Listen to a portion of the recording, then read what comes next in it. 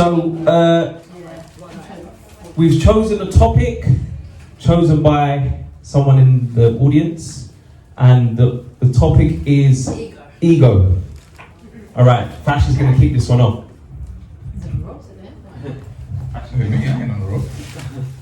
No, egos.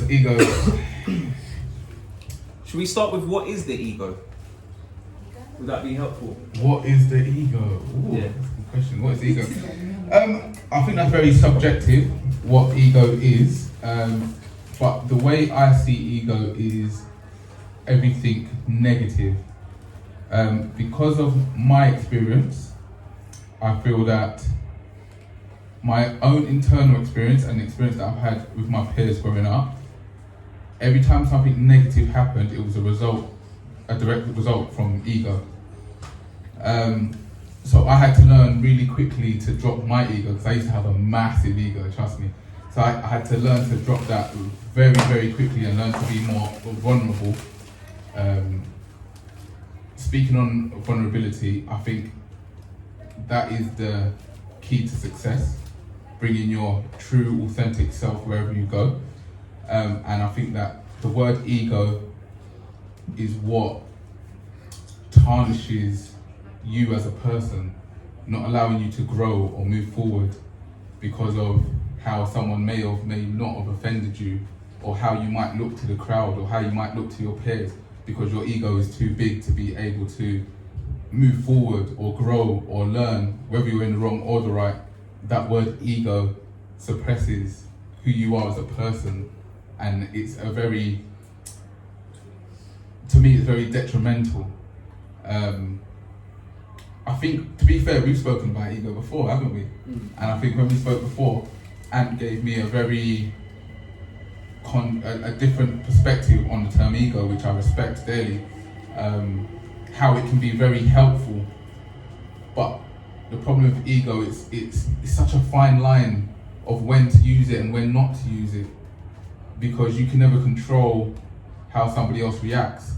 So even if you have a little bit of ego, your conversation can go left real quickly because you don't want to say sorry, or you think you're the man, or you think you're the woman, or you think, do you get what I mean? You think you've got this big persona that everyone should bow down to.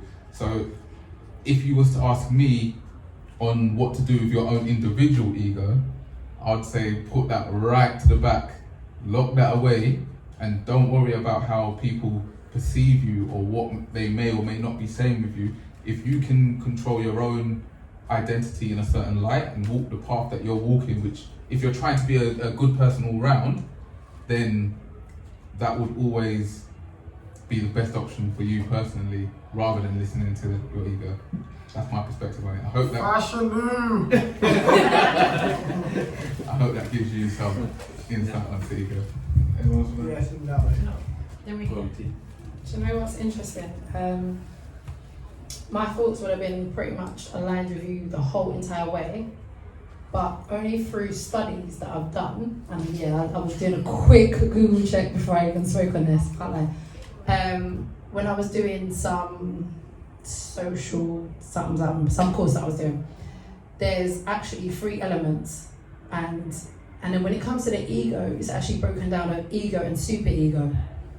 So the ego in itself, although we always perceive it as a negative, it's actually when you basically separate yourself from everything else, and it's when you start making conscious decisions about things for yourself. Then you have the superego, which is that generally when we refer to ego, it's really the superego we're talking about. So the whole, they think they're too nice, they think they're too good, that's not actually your ego. Your ego is when you choose to be in, say for example, an environment like this, but you actually separate yourself and make conscious decisions on something that's not deciphered by the majority or everything else that surrounds you.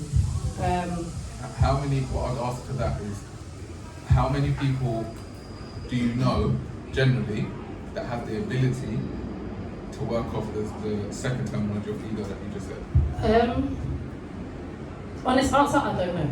And the reason being is because I think if people were to be aware of it, I think a lot of people aren't aware. So if more people were aware or conscious of what the difference was, or what the meaning or terminology actually is, I think we'd all behave a little bit differently, or at least respond differently. We wouldn't use that word so freely. If I look at it as from this side now, from now that I'm aware, in terms of Priscilla's topic, it is Priscilla now. Okay, sorry. When you look at it from that angle, I think it does change the view. So that's when you start seeing the difference in, and like you said, an option is people's traumas and what people have gone through to why they are the way that they are. So I think that definitely is encompassed in their reaction to things. And because people don't have the knowledge or understanding of what they've been through, they put it under an umbrella. And then that's when they'll say, oh, it's their ego being projected, it's this being projected, when really it isn't. It's that person confidently knowing how to separate themselves from something and make a conscious decision.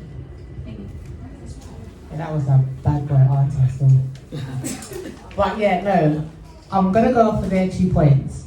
So the ego, if you was to look up like the definition, because I did the same thing, she dropped her Vaseline.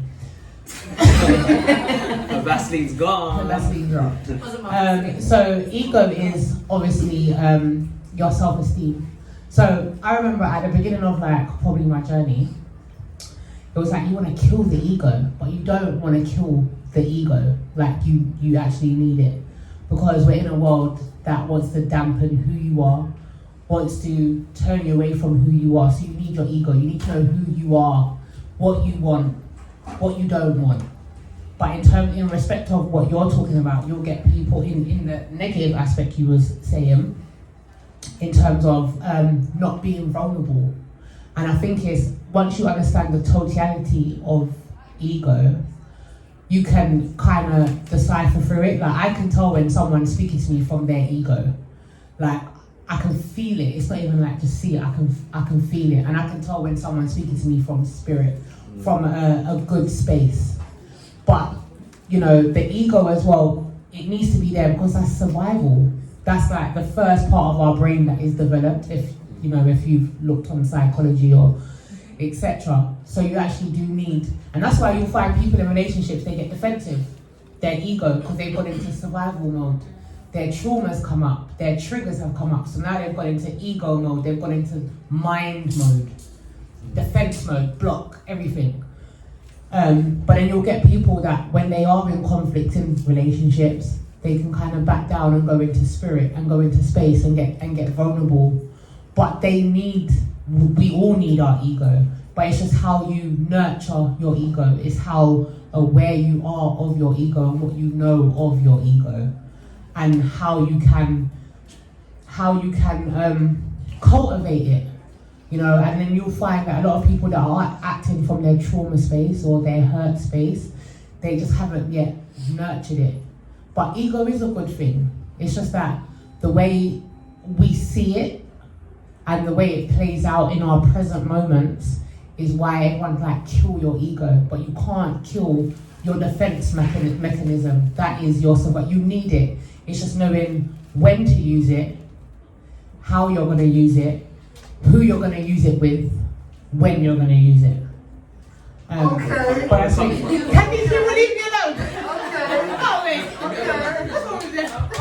Okay. Can we get a round of applause for that? She was dropping bombs over there. No, that's some real stuff right there. Right, so appreciate the women to my right, they absolutely bossed that answer. But you have to remember that the people on this panel, you lot here today, that have made a step in supporting us, we're already at a certain level of understanding. And that's what I'm tackling when we have to say that we have to kill the ego. Us here today, who have a certain amount of knowledge, can use our ego in the correct way. But outside of this facility, once we leave here, you've got to remember 90% of the world, and this is going to sound rude, but this is who I am, 90% of the world is dumb. They're dumb. So you go out there and test someone's ego, you're going to get moved to. Do you get what I'm saying? So when we're speaking generally, it's all good to sit here and click at what we're saying because we're all on the same page. But the reality is you can't do that in the real world, especially in London, especially today. You can't do that. So really, we have to treat everyone else outside of our circle, outside of the people that are like-minded to us, as though, listen, I don't have an ego here. If this is what you want to do, I'm not about that. Do you understand what I'm saying? Because you find yourself in real problems. And that's what I was getting at when I was saying you have to kill. You've got to kill. No. You've got to kill that part of your ego. No. I'm not saying you're rebutting it, but what I'm saying is that I just want to make sure, because obviously we're recording, it's going out, and we're going to get lost in our little bubble. We're going to get lost. Yeah. We're going to get lost in our bubble. They done an article the other day saying UK's not racist, or London's not racist, it's the most diverse place, But that's not reality. That's London. London, you can feel very safe. London is very diverse, but London's only a small margin in the UK. Do you get what I'm saying? So then when all these Brexits come up and people are like, whoa, I voted to stay in, how did we leave? It's because you've got the rest of the UK to answer to, which isn't as diverse as what London is. So that's what I was getting at. But So I want to touch on, because you spoke about relationships, right? And are you talking about relationships, intimate relationships, or just general relationships? I think general says there's Okay. always a dynamic of power. Yeah. So like to maintain that balance, that kind of sense. It's really interesting, and Rosh touched on it as well, and Fasha touched on it, but a tool for killing the ego, in a sense, is observation, self-observation. So what I find in the hood, where we growing up, everyone's trying to be the guy, one, yeah, bruv, wants to be the baddest. But what's really interesting is we all probably experience this, that when you're very calm and loving, it confuses the hell out of a roadman. yeah. The hell out of a roadman. Hello, brother, how you doing? Love King. Yo, bro, you good? They don't know how to be with you, but they're bad. So the power of the ego is that you can use it for your gain in terms of sports and things like that, to win or to achieve a target or to climb a mountain, all these kind of outside of you things, attainment things. But the inquiry stuff is more important, which is about, your internal inquiry. How are you showing up for yourself? Because I can tell you now, my ego has all been about survival, especially in an intimate relationship. My partner would bring it out of me and I'm like, I don't want to face myself, so I'm projecting. Do you get what I'm saying? So I'm saying, no, you're the problem. But she's not the problem, I'm the problem, because I can't deal with me. You're drawing something out of me that I'm not ready to face yet. And that's what happens, is that most of the time this projection leads to people kind of continuing to project rather than taking responsibility. Like, you know what? And this is what I love about what we do, because we sit down and when we leave every Thursday or Sundays and things like that, we actually go away thinking. Our ego's been rattled, even if we don't like to admit it. And that's the important thing, is that the key for me in my learning journey has been observation. How am I showing up? And I do not need to react to every situation. So all this Black Lives Matter, well, show me Black Lives Matter. Stop drinking poison, because that's an ego thing. That's not a healing thing. So if you want to Black Lives Matter me, show me how peaceful you are. Show me how in tune you are. Show me how you can be a model of love. Do you get what I'm saying? So from my learning and from seeing out there, it's about internal. It always goes back to you. The problem is we've been shown about look outside. To find you, you need to look outside. External gratification. The ego's only there to protect us. Survival. Okay, something's going down. You got to react in that more. Hype, go. It's not meant to be there 24/7, reacting to everything that we have to. We're not fighting dinosaurs no more. We're not in that kind of danger. So, yeah, and that plays into relationships. That plays into our intimate relationships. I get really troubled nowadays that we don't show the people we love, or we claim to love, the most love. We take them for granted. That's the ego. I want to be better than, I want to look like I'm doing stuff. Just be. Try that for a moment. And yeah, that's my view.